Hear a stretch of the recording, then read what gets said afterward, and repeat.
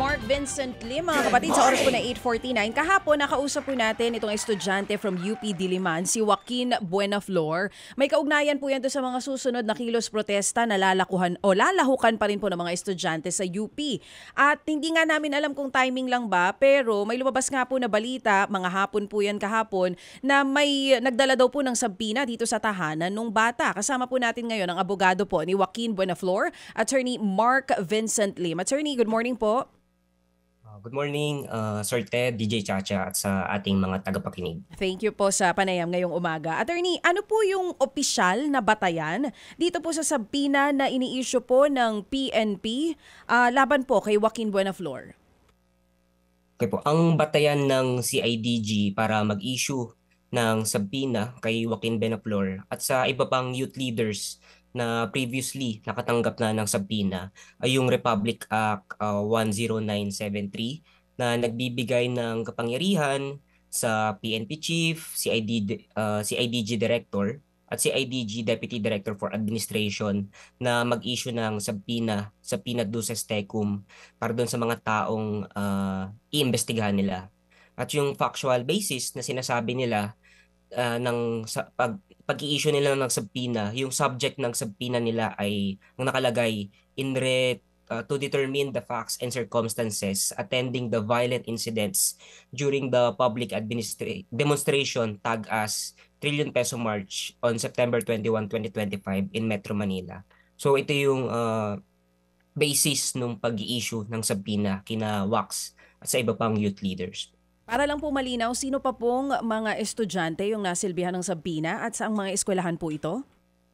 Okay, sa record namin sa National Union of People's Lawyers, 6 na youth leaders ang pinadalhan ng sabina ng CIDG. Meron dito yung 4 na nauna. Dun sa 4 na nauna, kasama rito ang isang campus journalist sa Polytechnic University of the Philippines at isang Deputy Secretary General ng isang anti-corruption youth organization. So yung isa, late niya natanggap yung subpoena na sinerve sa kanya personally at late na rin niya nabasa yung kopya sa email. So in-email din siya ng CIDG kaya hindi siya nakadalo doon sa hearing na pinapatawag ng CIDG. Yung isa naman, kliyente namin sa Public Interest Law Center, yung campus journalist ng PUP, minabuting hindi pumunta pero nag-submit ng answer letter sa CIDG sa araw na pinapatawag siya. At doon sa answer letters nung dalawang youth leaders na to, nilinaw nila na wala silang kinalaman doon sa alleged violent incidents at pumunta sila sa Luneta noong September 21 para magprotesta laban sa korupsyon bilang bahagi ng kanilang karapatan. Oo, ito mga youth... Sige po. Tuloy this po, week tuloy, lang attorney. This week lang din, kasabay ni WACS, no, na na-interview nyo kahapon, ang outgoing president naman ng Central na Konseho ng Mag-aaral sa Polytechnic University of the Philippines ay nakatanggap din ng parehong sabina at pinapa-appear siya sa hearing sa CIDG next week. Ano pong plano ninyo? Kay Joaquin po muna tayo, pwera na lang kung meron pang ibang mga estudyante na kayo din po ang nag-aabogado para sa kanila. Pupuntahan niyo po ba yung imbitasyon nitong PNP CIDG?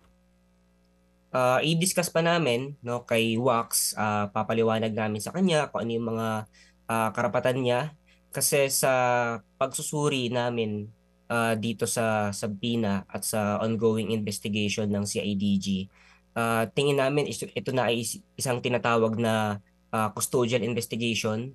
No? Ibig sabihin sa batas natin, yung custodial investigation, ito ay forma ng kahit anong pagtatanong na inumpisahan ng law enforcement authorities matapos makulong o mawalan ng kalayaan ng isang tao. So although dito, hindi naman sila under custody o nakakulong, sa batas kasi natin sa Republic Act number 7438, malinaw na kasama sa custodial investigation yung practice ng pag-i-issue ng simpleng invitation.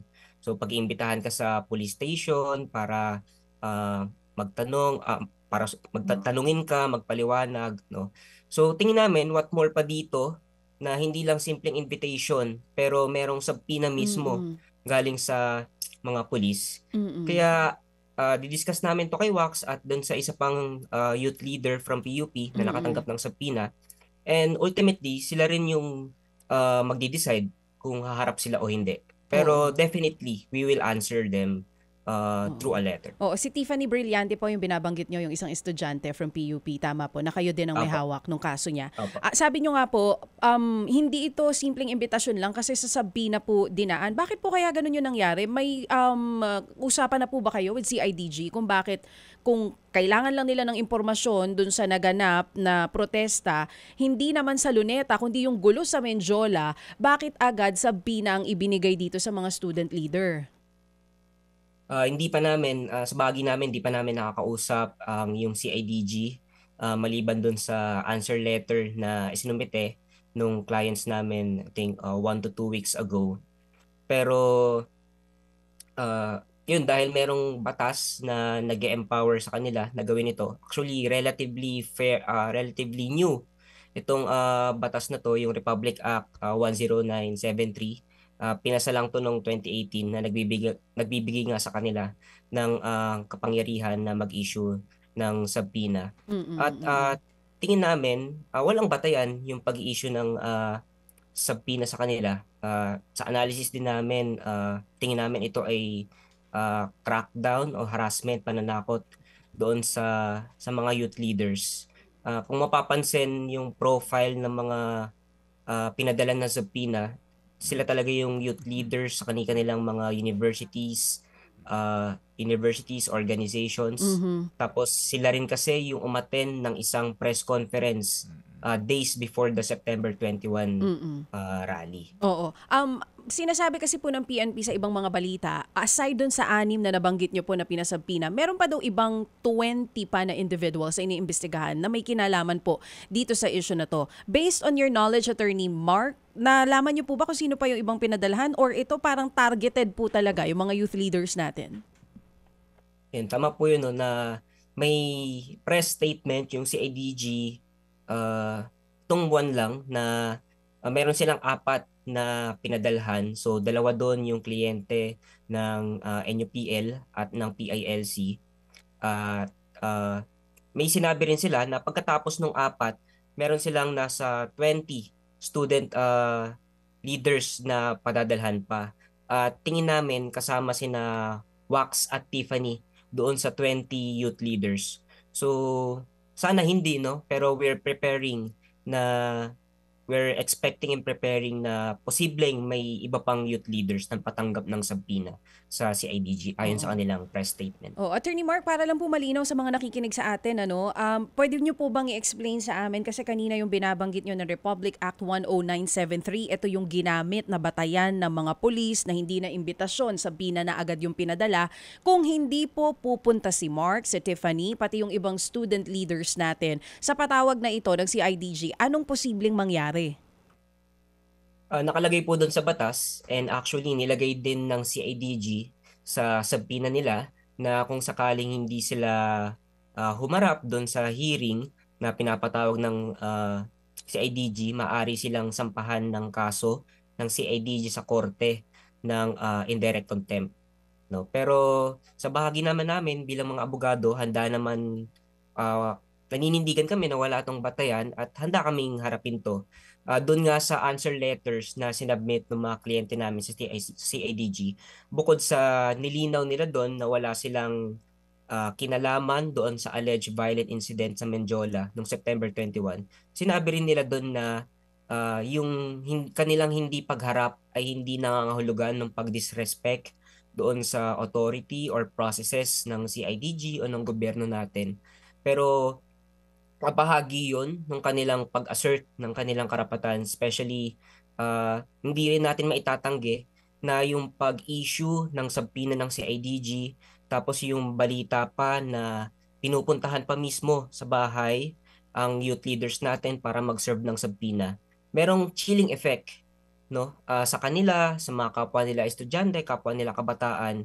May chilling effect doon sa karapatan nila na magsalita, magpahayag, kumilos at mag-organisa. Oo, oo.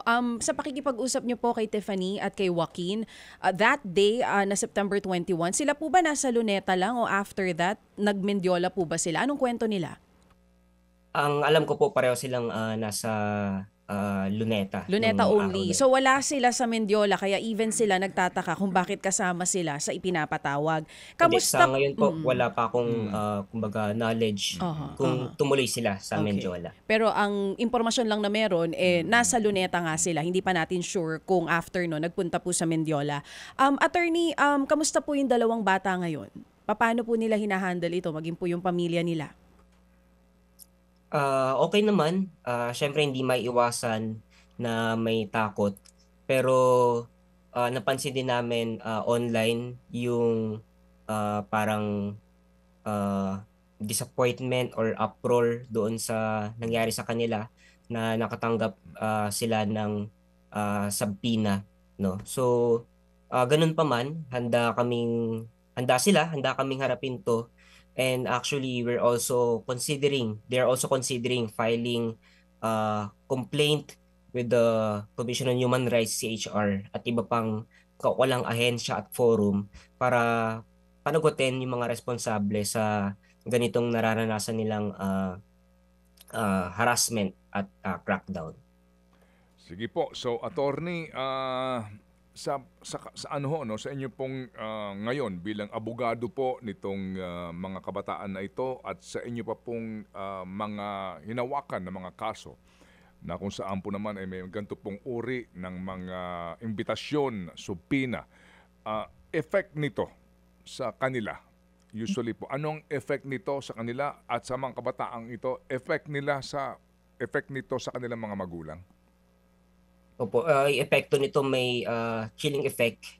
Kumbaga may takot to na napoproduce doon sa isip ng mga youth leaders na nakatanggap ng sabpina, maging sa mga magulang nila, kapwa nila estudyante.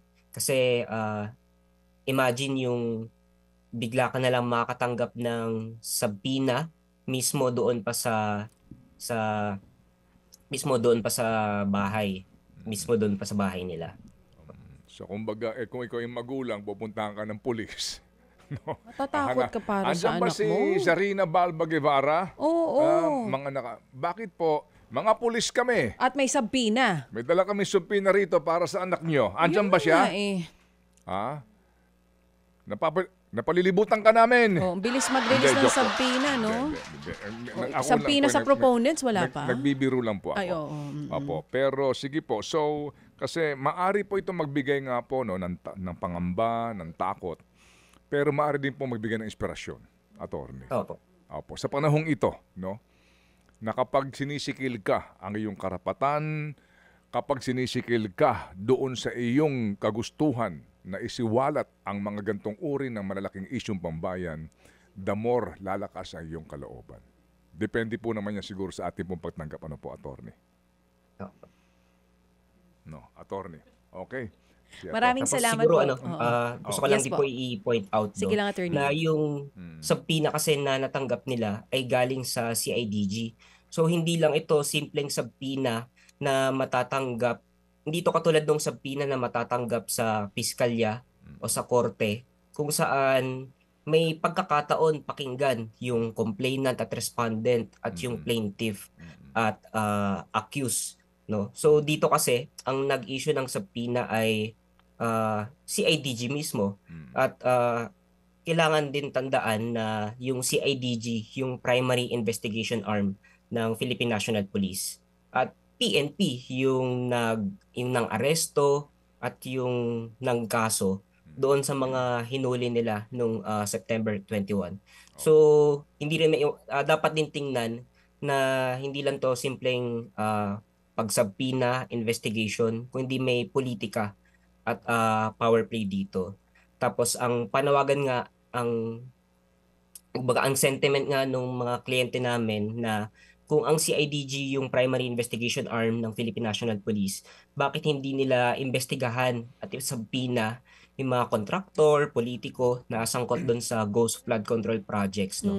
Bakit I understand as a lawyer na kailangang mag-case build up para magkaroon ng airtight na kaso talaga laban sa mga sangkot dito sa ghost flood control projects. Pero bakit ilang buwan na yung lumilipas, wala pa ring nakakasuhan, no? May nabalitaan na ba tayo na sinabpina at iniimbestigahan ng CIDG, hiwalay pa doon sa ongoing investigation ng ICI. So yung panawagan namin at ng mga kliyente namin na hands off our youth student leaders na huwag mag-crackdown sa mga kabataang lumalaban, kundi mag-crackdown doon sa mga sangkot sa Ghost Flood Control Projects. Well said. Well said. Salamat na marami, Attorney, sa iyong pahayag na iyan at sa iyong pagpapaliwanag sa isyong ito. Considering din po na ito pong nangyari diyan, na mga paninira, panununog sa Mendiola ay maaari na ma-define as act of terrorism. At sa ngayon po na mayroong batas, anti-terrorism law, di po ba, Attorney, Oo, mahirap po kapag nag-expand ang mga kaisipan nitong mga taong ito at doon kadalhin sa kasong yun, di ba, Attorney? Yun, napakahirap po nun kapag doon ka nila dinala. Oo, kasi yung ganyang uri ng panununog, intimidation, etc., bahagi yan, di ba, Attorney, ng anti-terrorism law. Posible po. Oo. Kaya mahirap po din ito kung sakasakali nga.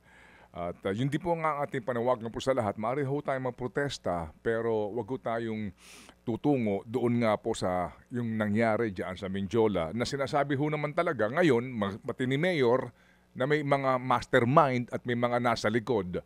Opo, hindi itong mga student leaders ang kanyang binabanggit dito. Ni minsan, kung hindi may mga tao pong matatanda na nasa likod nitong mga nagrayot sa Manila, Attorney. Opo. Salamat na marami, Attorney Mark, sa inyo pong panahon. Maraming salamat po, Sir Ted DJ Chacha. Si Attorney Mark Vincent Lim, ang counsel for Joaquin Benaflor and others. Siya po'y abogado ng Public Interest Law Center dito po sa isyong ito. Mga kapatid, brothers and sisters, saan ka pa? Dito na tayo sa totoo. Dito na tayo sa True FM. Mga kapatid, mag-subscribe and follow po kayo sa social media accounts ng True Network PH. Yan po kami. Hanapin nyo lang True Network PH, Facebook, Instagram, YouTube, TikTok, and podcast.